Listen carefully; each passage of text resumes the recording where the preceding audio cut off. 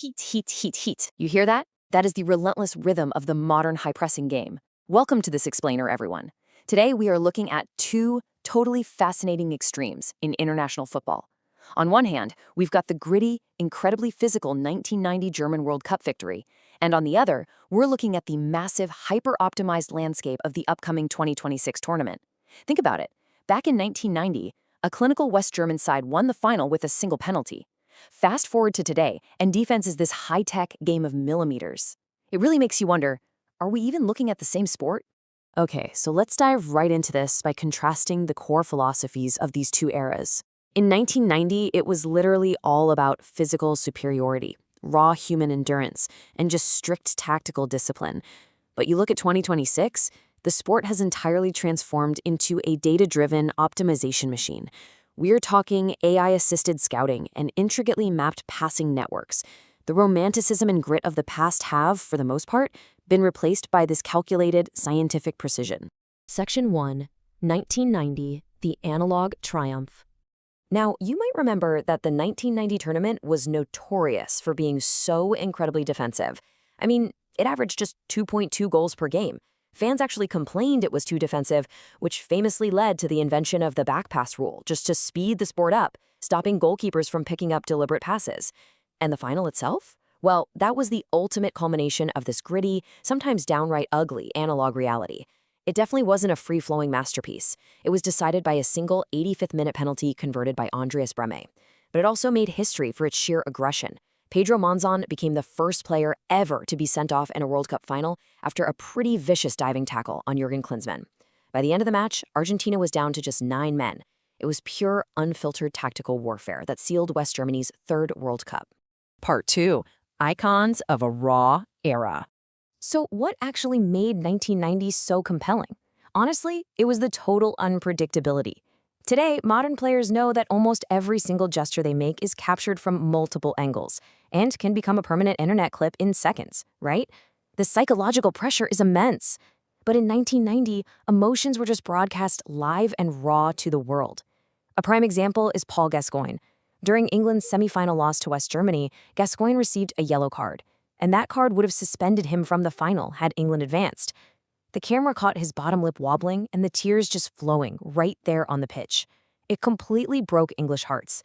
But man, it instantly cemented him as a national treasure. And then we have the sheer joy of Cameroon's Roger Milla. Milla had actually retired from international football, but he returned to the 1990 tournament at the age of 38. And he didn't just play, he scored 4 goals and celebrated each one by running to the corner flag and doing this amazing hip-swaying dance. It was just a display of pure, unoptimized joy that definitively put African football on the map and danced its way straight into World Cup folklore. The crucial takeaway here is that 1990 allowed for true surprises. Take Salvatore Toto Schillaci, for instance. Today, analysts study tens of thousands of actions from nearly every player before a tournament even kicks off. But Schillaci? He started the 1990 World Cup as a relative unknown, coming off the bench for host nation Italy. Out of nowhere, he emerged to score 6 goals, achieving the incredibly rare feat of winning both the Golden Boot as top scorer and the Golden Ball as the tournament's absolute best player. And of course, that unpredictability led to one of the greatest shocks in sports history.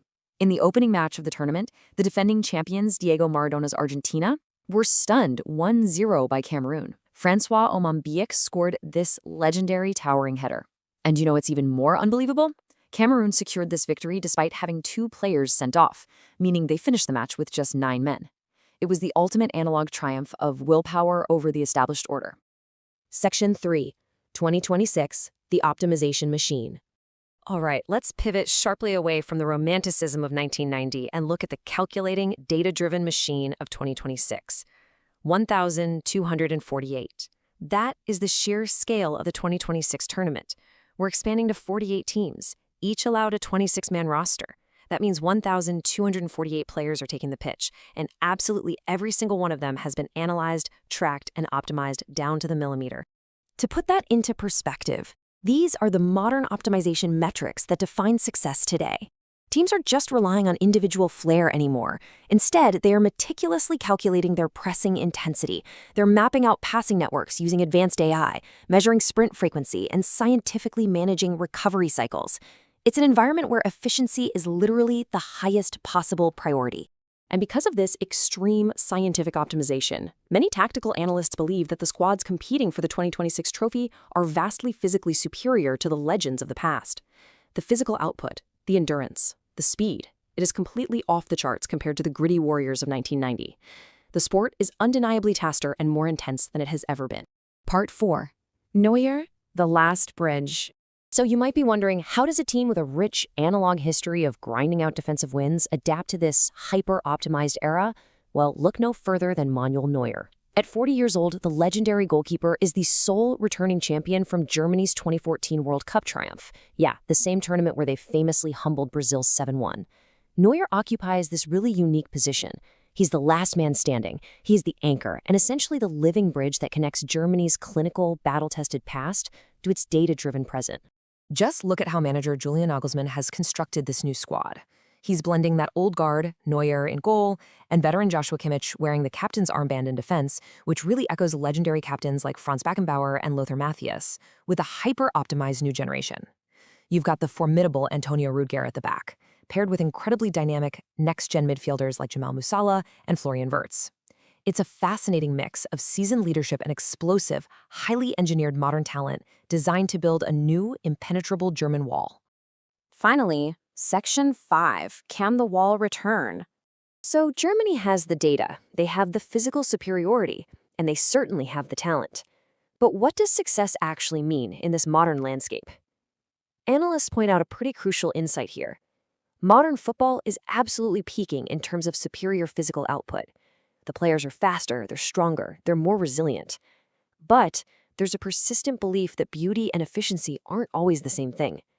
The calculated perfection of 2026 is brutally effective, sure, but it often lacks that remarkable, unpredictable freedom and creativity that defined the historic legends of the past. So I want to leave you with this provocative thought. 1990 was the last time the defensive German wall felt truly unbreakable, and it was driven by raw emotion and a sheer refusal to lose.